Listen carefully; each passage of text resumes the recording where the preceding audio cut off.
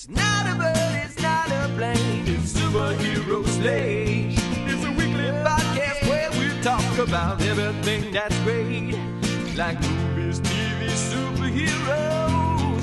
It's Superhero Slate. Oh yeah.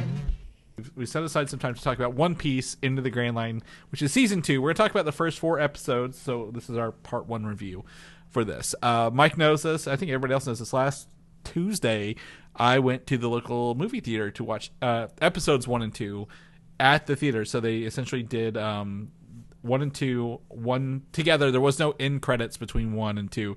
It just where 1 ended, you can kind of tell where 2 began. So I watched those in theaters, and I watched the other 2 at home. Mike, you've watched them all in the comfort of your own couch, right, so far? Yes, the first 4 episodes. Yeah. I've been wanting to ask you, how full was your theater? Was it just full of a bunch of weebs? Was it like a good crowd? Was there hooping and hollering when they saw familiar faces? So we'll start when I walked in. So I will tell you right now, number 1, it was full. It was packed. There wasn't an open seat. Oh, there wow. was an empty seat in the house.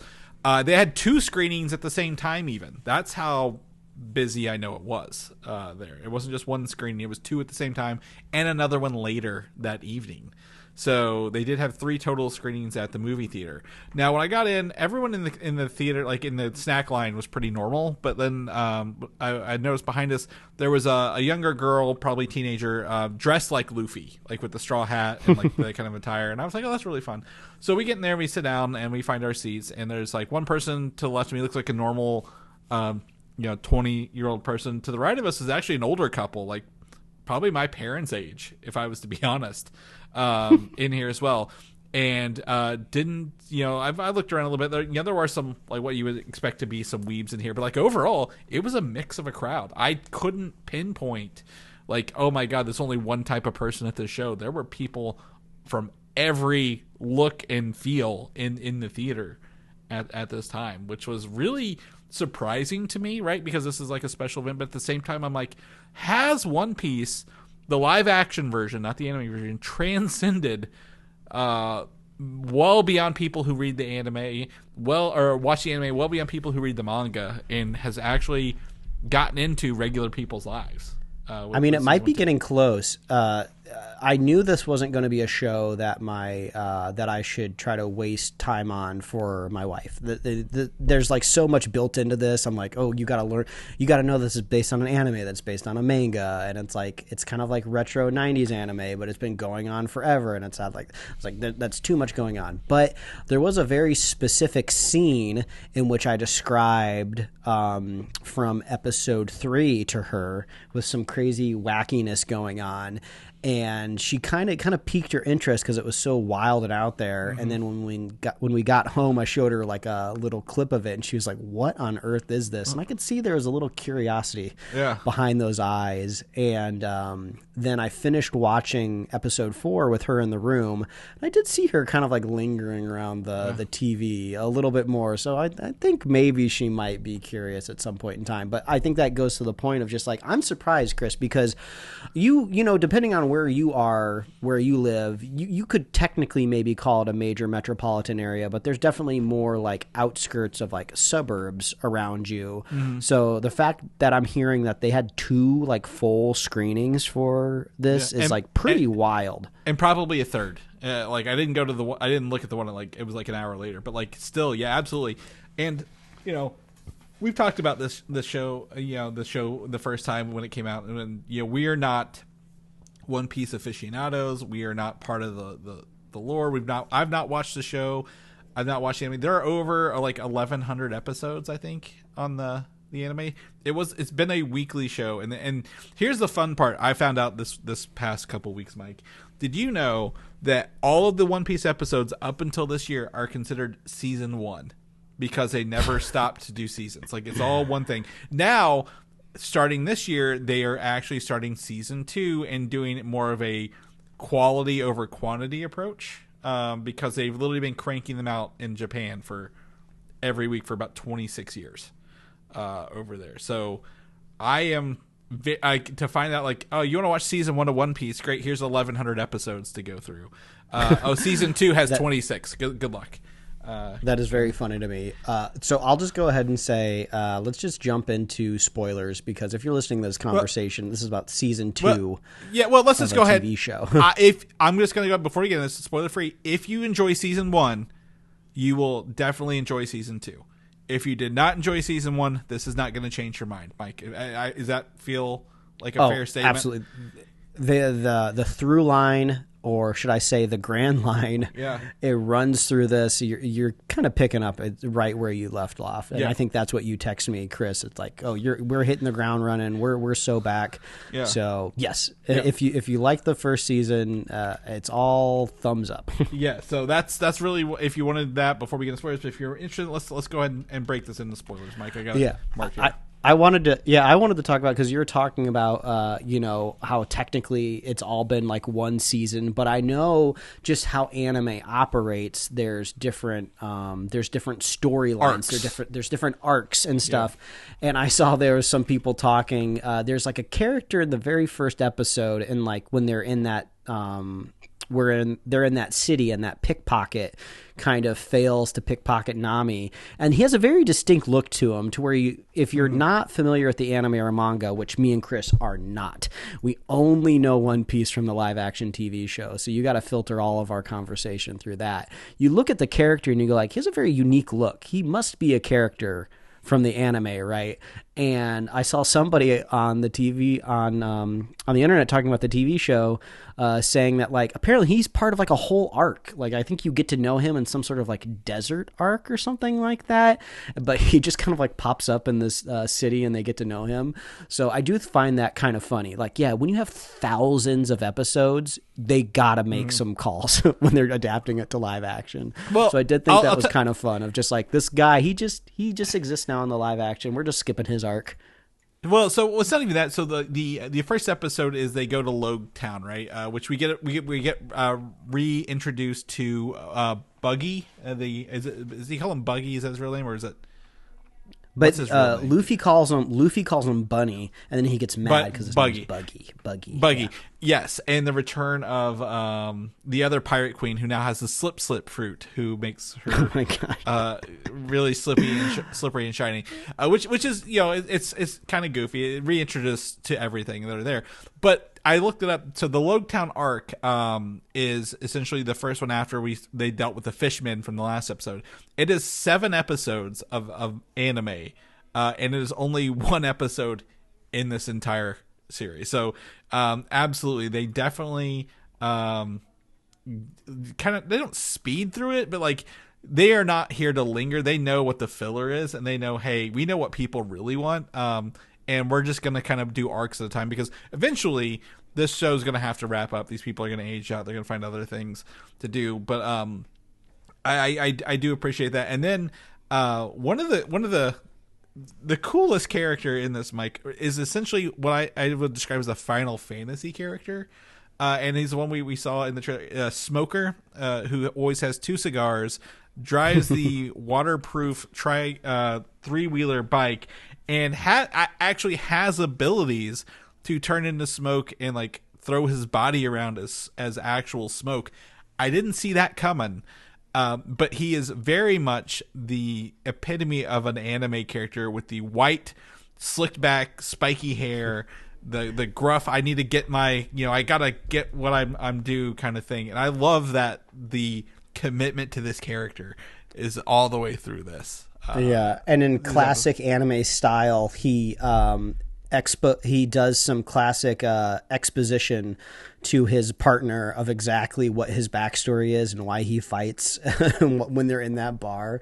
I even like how the more senior captain, who is supposedly Luffy's grandfather, he was like, how many of those do you go through in a day? So I feel like sometimes there is a little bit of like external commentary of like, this character smokes a lot of cigars, we should poke fun at that. I thought the belts on his arms were bullets until I saw they were actually just shotguns, like bands of cigars instead of shotgun ammo around his biceps. I'm like, oh, that makes sense now that I've seen this. Yeah, it's just so campy. I mean, we talked about this in the first season. We just love how much they lean into it. I mean, when you get further into the season, you really start to see a lot of the anime kind of story structure like creep in, right? We have these Baroque work agents that are all numbered, and as the numbers get lower, they get stronger and more elusive. I mean, this is kind of classic anime hierarchy. They love doing this type of stuff.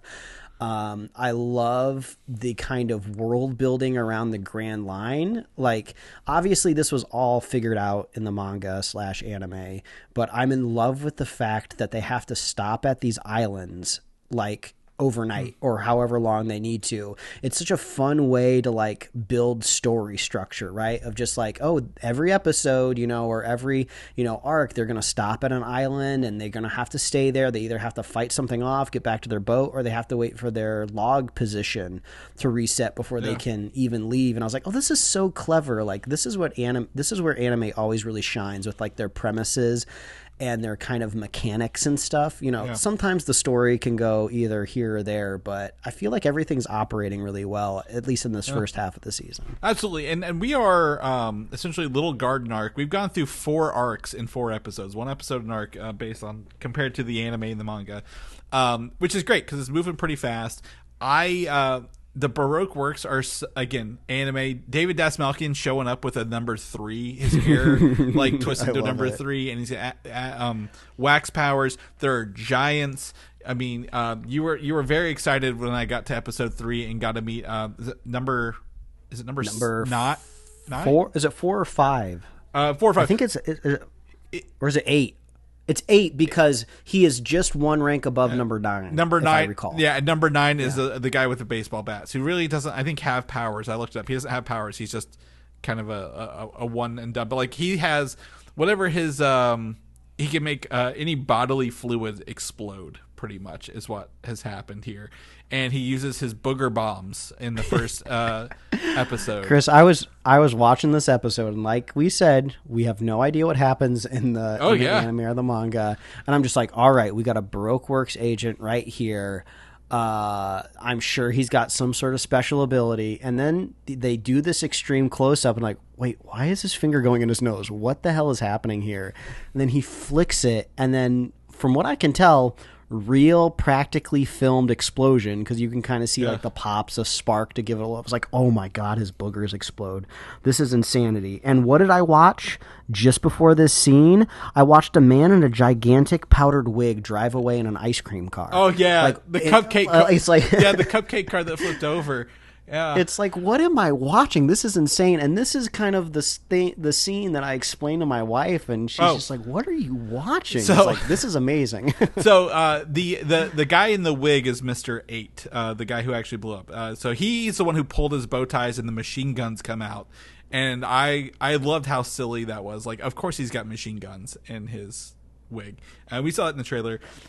And then Mr. 5, like even was it Miss Valentine with him, makes fun of like, why are you wearing those stupid sunglasses? He's like, it's part of my look, leave me alone. Like, they all know they look goofy. Like, this is the Ginyu squad from Dragon Ball Z. Like, yeah, they know they look stupid, but they're gonna still probably kill you doing it.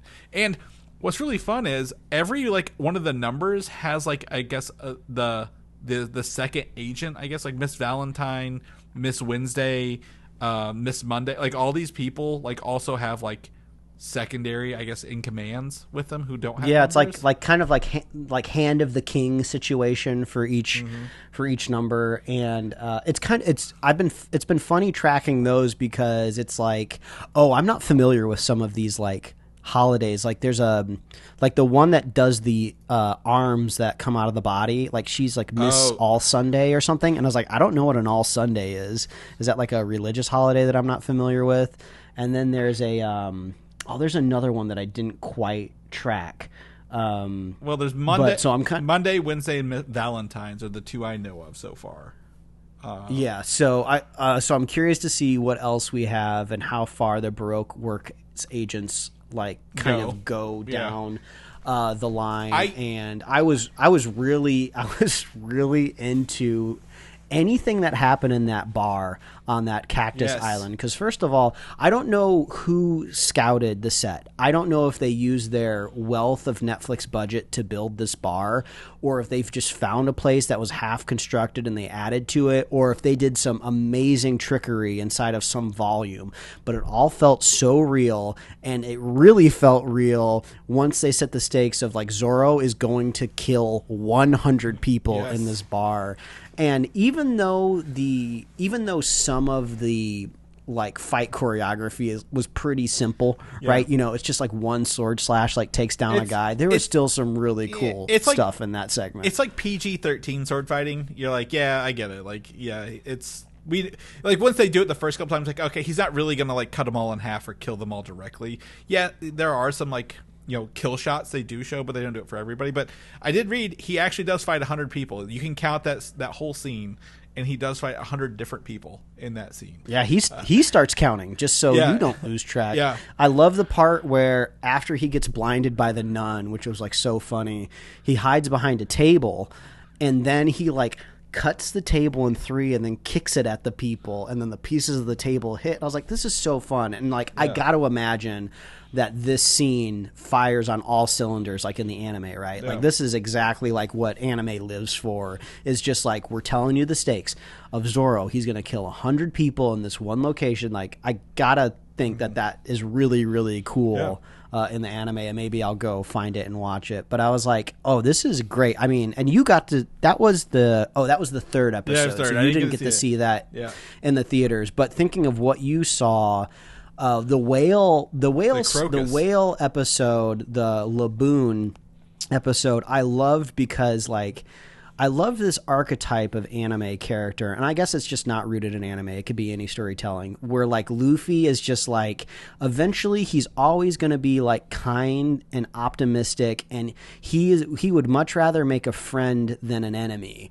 And I can 100% see at some point in time this whale Deus Ex Machina style. Like, if we've learned anything from James Cameron's Avatar, you always befriend the whale. Like, this Laboon is going to freaking fly out of the ocean just when we think there's no way our Straw Hats could win, and it's going to, like, flatten, like, a gigantic naval ship or something like that. And it might not be for a couple more seasons, right? So I love that. It kind of it made me feel a little bit like, we talked about at the top of the show, Avatar: The Last Airbender. Like, Aang's character does that a lot. They go throughout the series. They go to new villages, new towns, new cities, and they make new friends or solve problems. So I kind of love, like, that's what Luffy would rather do, is trust somebody rather than turn them into an enemy. Oh yeah, and well, that's also like a Dragon Ball thing too, right? Like, Goku fights everyone. He's like, and then they end up being on the side later. Like, this is like what anime does, and that's why they kind of do it. Like, you know, all these people, they're not going to kill them and then have to create new ones. Like, they'll keep bringing other ones back as like heroes or anti-heroes. And the whale one was good. The man, like, again, the Crocus with his like weird little fin thing they don't explain, like he just wears it or is part of him, I don't know. But when he's younger, it's like stiffer and like more colored, and then when he's older, it's like kind of bent a little bit. That's really kind of like little details along the way. And then in 4, the giants, like we knew the giants were coming. I love that they're like kind of Norse mythology giants a little bit. You know, they tease us. I do, of all the things that I know in One Piece, Mike, from the news, they mention the nation of Elbaf quite a bit, quite a bit, and that's going to come in much later. But I'm like, oh, that's a word I actually know because of all the other news articles. What is really great about episode 4, Mike, is that, you know, throughout this, I'm always like, oh, you know, Luffy and the crew, they're in some situations, but they somehow get out of it pretty quickly, and it's a pretty positive episode. Where season 4 ended off, no one's in a good spot. Like, I'm interested to see how they get out of this episode, how they get out of this situation they're all in. I think it's like, it's got to be one of the holiday ladies who is actually putting the spirals on them and like controlling. Oh yeah, like the little kid that well, at least I perceived them as a little kid because there was like giggling in the bushes. Miss Golden Week, that was her name. That's that lady. That's another one where I was like, what is Golden Week? I don't understand what this is. This sounds like some sort of holiday at a university where one of their like colors of their mascot is golden or something like that. Yeah. Because we both went to Purdue, and I feel like, we were like black and gold, and I feel like there was a Golden Week at some point in time. Yeah. This was kind of our first episode of this season 2 that's kind of like a two-parter. Like, they kind of set the tone of like, oh, each island's going to be one episode, but it looks like this island will be 2 episodes. My guess, I don't know how they're going to solve it, but they keep talking about how like a courageous warrior deserves like a honorable like burial, and there's this volcano on the island. I think that giant is going to be thrown in the volcano. Okay. And I think that's going to be badass and really, really cool. I want to see that happen. But I love how practical the giants are done. Like, they're just doing like tilt shift. They're just like, cameraman, lay on the floor and just shoot up at them and just make sure there's only sky behind them. And that's how we'll show that they're really big. And I even kind of wish the creator of this live action show could do something else for us. I don't know what else they could adapt, but I just love this kind of campy, non-serious, but take the right stuff serious style, because there's some wide shots where you see these giants like fighting, and it just kind of looks like a little cheesy. It looks doesn't like look old visually. It looks like old Godzilla stuff where they're projection mapping 2 guys in the distance. Yeah. But it's just so charming. Yeah. Like, they are just like, they're having their cake and eating it too. They're doing a really, really good job. I can't wait to watch the last 4 episodes. Hopefully we'll be back next week talking about the last 4. But this show is a trip. It's so much fun. I'm trying to think if there's anything else.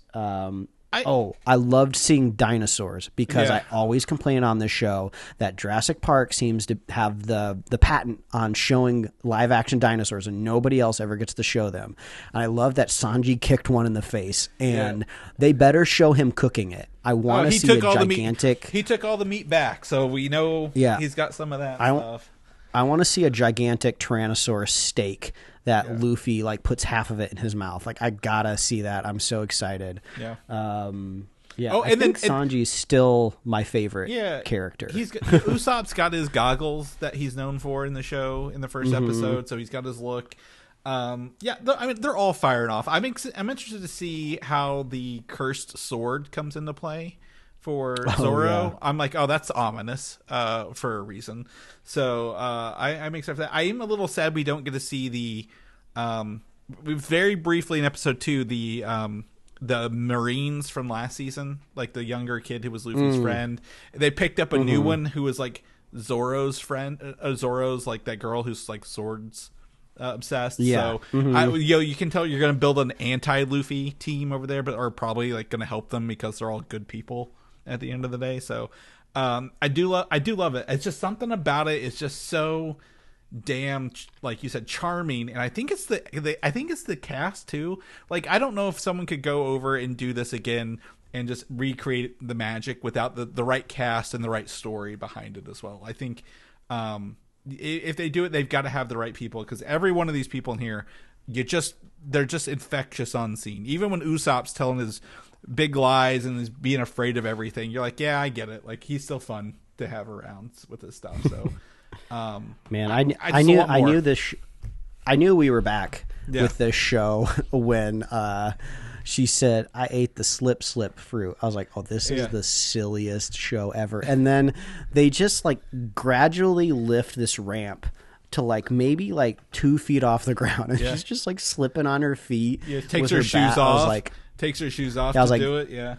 I was like, this is Saturday morning cartoon energy, and I'm digging it. And then when they defeated her by like Nami kicking out her sandals and then her getting hit in the face with a slingshot, and then she and she sneezes, and then she falls into like a carnival booth, and that defeats her. I was like, okay, this is man. And this is I'm so glad that we are back, and it's like we got the same energy that we had last time. Yeah, there was no ramp. You're like, we already know who the team is. We knew who these people were.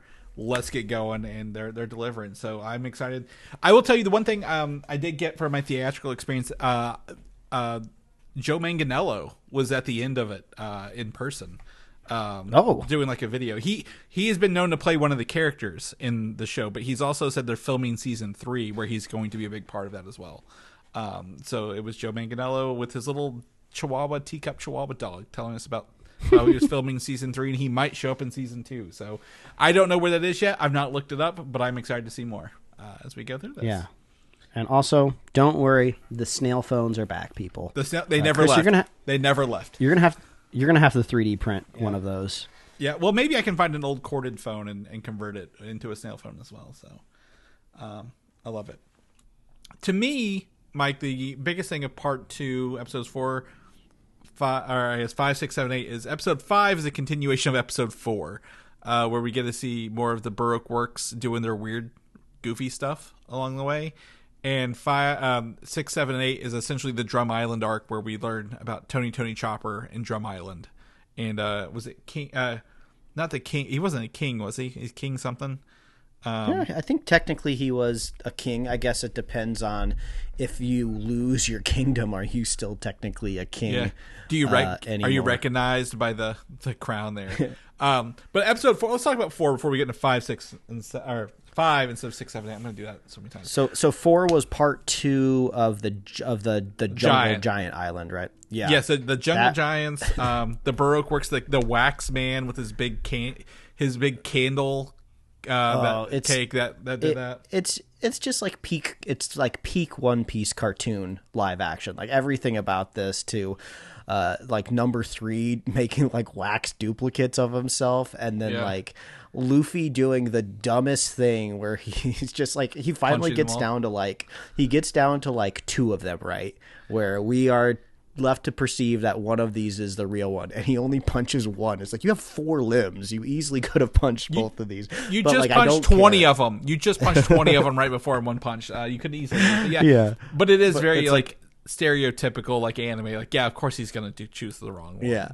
And there's like, I finally got an explanation from the trailer of what that giant cake was for, because I was like, how do they make this make sense? This is weird. It makes a lot more sense now that I know it's made out of wax. Yeah, and why it's in the middle of the jungle.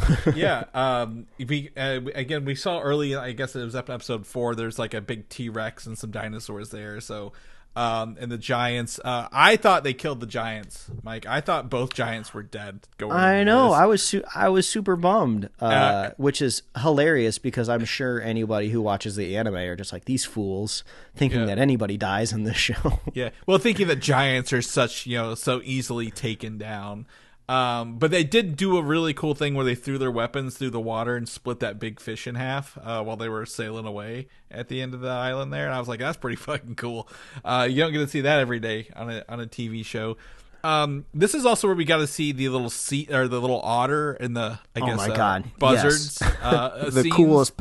The coolest part of the episode, because Sanji is like my favorite character, and then the fight scene was also just interpreted hilariously. Like it basically happened off camera in that little wax house. You just see them like flying from like left or right side. And I was like, this is a great episode. He snapped the neck of the bird with his legs, doing that typical like, oh, I can't see him. Where's he? He's like down here, and the camera just tilts down, and it like snaps the legs snaps the neck of him with his legs, and then obviously he fights that damn otter over the. I thought you loved that snail, like with the big mustache, and then there's like one with a cigar. I'm like, oh, Mike gets his snails in full force here at the end of this.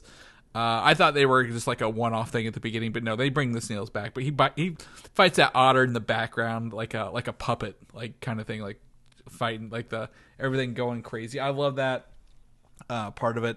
The giants, the wax man. What else? Anything else on that? Is that where they? No, I was trying to think if there's anything else on that. That was a good one to end on. The dinosaur meat. They're eating the dinosaur meat, right? That was a great way to say like, oh, princess, I can't even think of her name now, with the teal hair. We're gonna go with you. Like, we're all eating dinosaur meat together. We're going with you. And then that's when they go to the last 3 episodes, which is one big story of Drum Island, where we get I can't think of the actress's name. She voices Leela. She was in Married with Children. She's in Sons of Anarchy. She's the crazy doctor. These are anime doctors through and through, Mike. We get to see one guy with like like with his like hair in like a plus shape, and he's always wearing hats, and she's got the straight hair and the goggles. I'm like, these are anime doctors brought to life. They're eccentric. They don't believe anything. They laugh at each other. They're mean, and then it was so fun to see them actually just nail that anime aesthetic in real life. Yeah, the jadedness also, both directions of like what happens if your king starts rounding up all of the doctors and imprisoning them. Yeah, you'll probably get two different outcomes. One doctor wants to save them, and the other one's just nihilistic and is trying to save their ass. But yeah, this back half of the season absolutely defined by Tony Chopper, which was a grand surprise for me, Chris, because I forgot he was in this season. I mean, obviously he was in the trailers and he was announced, and we knew who the voice actress was going to be, so it was all there. But all of a sudden we're like in this Dr. Witch's castle, and then like Tony Chopper comes out of the corner. I was like, oh shit, I forgot this guy was in it.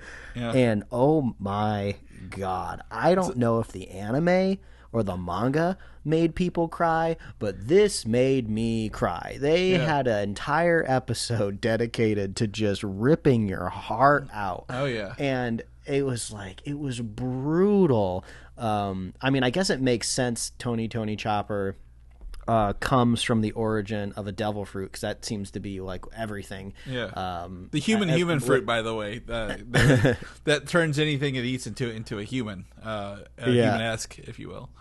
And then I also, like, it took me a while to remember, oh yeah, this character is supposed to shapeshift. So when it finally happens and it's this like live action thing, I was like, this is so funny, because it's like it's fiscally conservative to just put somebody in a suit. And like they do their best, right, to make it look like it's the same character, and it helps that the voice actor carries through as well. But like, man, does it kind of look a little silly, but I love that it looks so silly. Well, the first time he transforms, he turns into a full deer, and I'm like, okay, they're just gonna do this, like, he transforms off screen, you don't see a lot of it, like, the next thing he's a deer, and I forgot he had the human, like the big beast form as well. I was like, he shows up and he looks like the fucking Cat in the Hat on steroids. I'm like, oh my god, what's happening here? But in a good way. Like, I'm like, oh, this feels like One Piece world. Like, if you were like, yeah, I saw this next to everybody else, like the clown guy who blows to bits. This is next one. Absolutely believe that.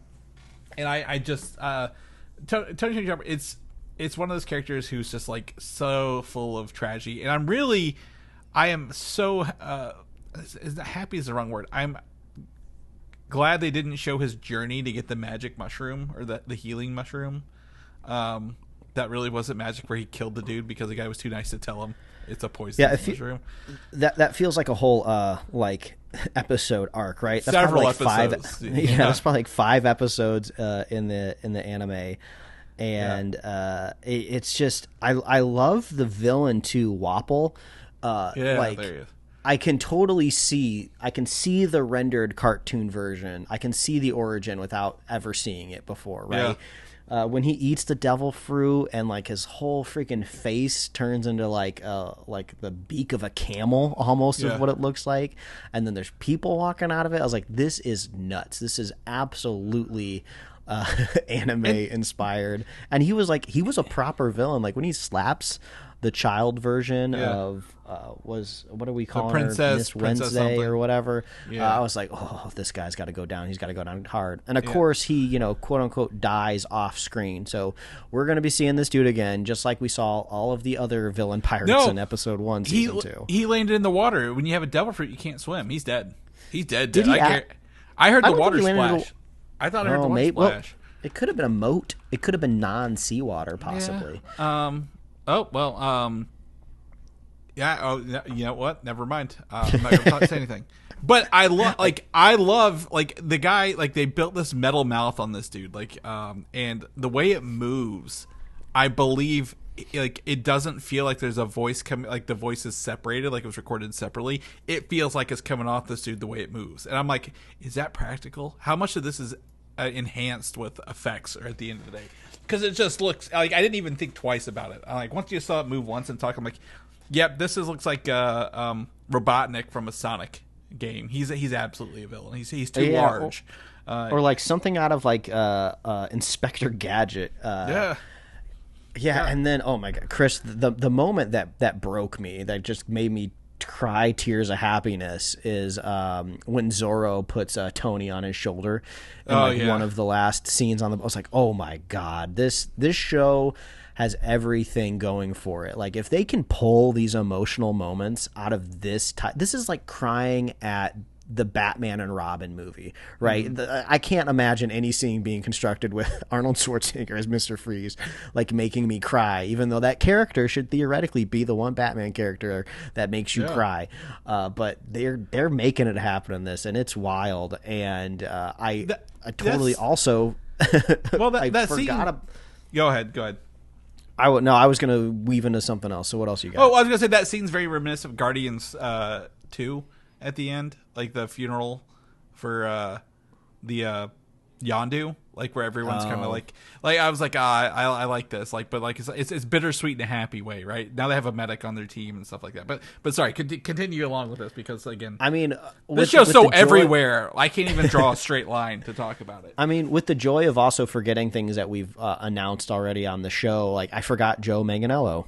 Was going to be in this, and then I was really disappointed too, because I feel like a lot of the times in anime, when it's a long overarching plot, right, I was like, it's probably going to be seasons and seasons before we know who the hell Mr. Zero is. Like they're going to stretch this out so far, and then I was really happy to see that we got the reveal at the end of the second season of who Mr. Zero is. Like, okay, finally, this doesn't have to be like shrouded in mystery anymore. And then also, the Baroque Works could just be the Raditz of the One Piece universe, right? Because we're so unfamiliar with this. Yeah, this could just be a blip in the chronology of Luffy and his pirate ship. So it's just Chris, I'm just glad it ended strong. It ended so strong. If I had to criticize it in any way, I would say I just wanted more of it. It just felt short. You know, it's like we got into the Grand Line, we visited like a couple gimmicky islands, and then we kind of got a big story beat where we added, another crew member, and then it was just done and over with. We really didn't get a whole lot more of Smoker. He went to like one outpost, and that was about it. So it didn't feel like we had a lot more going on. So it seems like season 3 is going to be them in that Alabasta. Yeah. I think that'll be probably some of it and some other stuff. I do want to. We are live, so people don't know on YouTube. So I want to give a shout out to. I think the name's Chris. Who Dat for Life Chris said he's glad to answer any One Piece questions we have. So head over to YouTube if you want to talk to him. See, the problem is I have a million questions, but I don't want them answered. I love just blissfully going into this. I agree as well. It's to me to the point. Like I think the one thing is like. Hopefully Tony Chopper grows up a bit, because the crying kind of like he was such a sad character. I'm like, I need a little more happiness to end this on. I have a feeling that's his like archetype, because the big emotional like crying that he did. All I saw on social media was like side by side shots of him. I sent you one of anime. I sent you one doing that too. Yeah, so I don't think that's changing. I think he's just a raw nerve, and like anytime he stubs his toe, that's going to happen. So just buckle up. So we got that. I think it'll be fun to see kind of where this goes and how it goes along. They did see some stuff for the bigger things, like the guy in episode 1 who stopped Smoker. The dragon, I think is what they called him. Yeah, he was there. I did text Mike. I want to say that this show is bringing smoking back in a big way between the cigars, and then also Sanji just lighting up cigarettes left and right in this. I'm like they have thrown all of the 2000s norms to the wind here. Like they're looking for a Shoney's with a smoking section. For this I think we're gonna get the Marble Man in season 3, eating a devil fruit called the smoke fruit, or the lung cancer fruit. Smoker, that's his. But overall, like I think it's a good. I miss like the original crew. I guess are kind of like smaller potatoes now, right? The kid with the was it pink hair and his little buddy with the bob. Who looks like he wants some berries and cream. But like that. The point is, we want more. I think I agree with you. The point is, I'm criticizing because I want so much more to watch because I'm just eating this show up. And I don't want to go to the manga. I don't want to go to the anime because I know there's a lot more. Maybe there's like a streamlined cut, like how Dragon Ball Z did Kai version, which like cut it in half just by making it more tight. I would love to know if there's like a One Piece version of that, but I don't want to get ahead of where we are because, like you said, I'm having so much fun in the moment, and I don't have to think about it. I have nothing to compare it to. Wow, I've lost all sense of time. The first season premiered August 2023. So it was 2.5 years in between season 1 and season 2. I gotta assume they can condense that now that they know this is a hit and people want it. Well, they've already. I mean, I told you that my theatrical version, Joe Manganiello was at the end, and he said, "I'm going to make a sneak. We're already filming season 3, but I'm already going to make a sneak peek appearance in season 1." So they've already done that. If we can get one of these every year, I'll be so happy. Oh, absolutely! I would take this over Harry Potter every year if I'm going to be completely honest, because it's new and it's fun, and I want to see where all these people go and all the new devil fruits that probably have very basic names. I do, Chris. I do have one specific legitimate complaint that I just remembered as I was scrolling through the episodes here. And I think I'm already imagining your counter argument when I thought of this when I watched it. So you're already going to tell me I'm overthinking it, and then this world does not deserve this much scrutiny. Let me go ahead, Mike. Whatever it is, you're overthinking it. Okay. Go on. What it is when Luffy and Sanji, they have to climb the drum mountain to get to the castle, right? Mm-hmm. You know, obviously it's already ridiculous. They've already confirmed the height just with the camera swooping up. Like, no human's making that. I've watched the documentary Free Solo. Like, you have to live within this cartoon world for this to be believable at all. So we are kind of in this world cartoonishly, so I can believe that they can make this climb. But I just wish they could have just put gloves on Luffy, right? Every time his little fingers would go into this frozen mountain, I just kept thinking, he is gonna get frostbite. Like, I don't know if this devil fruit stops him from getting frostbite. And then I just thought, like, they could have even done something fun with it. He could have started with gloves, and by the time he got to the top, they could have been cartoonishly, like, disheveled and, like, blown apart and falling off of him. But I was just like, you're just throwing these people on a mountain with snow. Like he's already got Nami's coat, right? We have established that he needs warmer clothes. So just put some gloves on him. I was just like, hopefully this isn't like a little crack in the perfect needle that they're threading. I'm glad this got you, but not the crossbow that shot the princess up the mountain in like 2 shots. No, that's badass. You're not worried about that, but worried about the gloves. That sells it because Usopp was diligently working on it through multiple scenes. So he put effort into it, and that's what made my brain believe that it would work. And also, didn't you see the tiny little Soda Stream air little can that they put on it? That's how it does it. It's just instead of carbonating some water, they can just shoot this gigantic rope to the top of the mountain. But that was the only I felt like legitimate gripe I had with the storytelling mechanics. If anybody else out there agrees with me, please let me know. You've watched that scene from Dumb and Dumber way too many times where he's wearing 2 sets of gloves, and he's like, "Oh, you should." It's obviously we're in the mountains. You need gloves. I don't know. I think the clothing. Was Sanji? I need to go back. If Sanji wasn't wearing gloves too, I'm going to be livid. But if Sanji was wearing gloves, then I will assume that Luffy's devil fruit powers prevent him from getting frostbite. I will let that go if somebody tells me if Sanji was wearing gloves. But if Sanji isn't wearing gloves, we gotta go back, get another CG pass. I want it added to the season post-mortem, gloves on Luffy. Okay, all right. Well, you guys heard it here. Next week, Mike's going to tell us how technically the snow is part of the seawater and should be killing Luffy and all the other devil fruit people from weighing it down too much. I mean, I've never been on a pirate boat before, but I've been on pontoons and speedboats, and you get misted a lot. Like, what does seawater mist do to these devil fruit powers? It's got to do a little something, right? No, see, it didn't hit him because, you know why? Because it missed. Oh God, yeah. Boom. That's how we end the show, Wow. Mike. That's how we Yeah, end that the is show how we this end week. it. Good job, Right Chris. there. Good job. Thank you, and also thank you for Chris on YouTube for giving us information.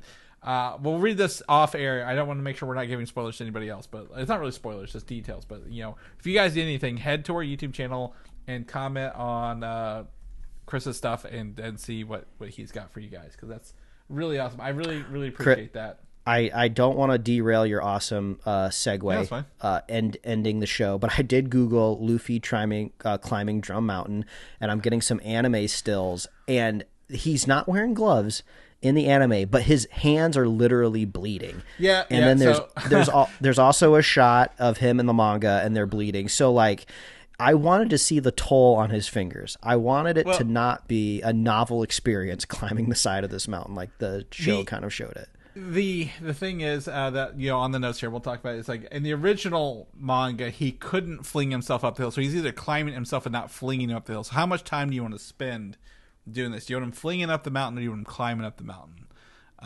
So I think he should have done both.